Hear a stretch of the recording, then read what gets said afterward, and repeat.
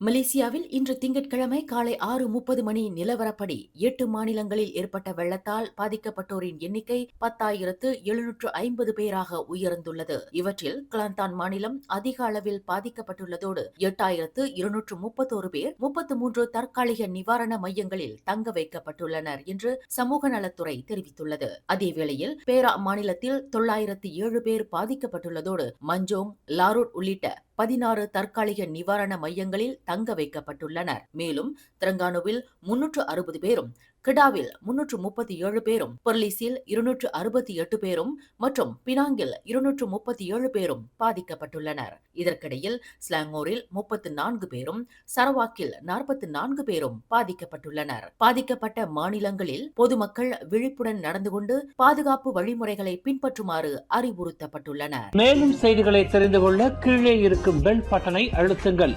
உங்கள் மகிழ்ச்சியை வெளிப்படுத்த லைக் மற்றும் ஷேர் செய்யுங்கள். தொடர்ந்து திசைகளோடு இணைந்திருக்க சப்ஸ்கிரைப் செய்யுங்கள்.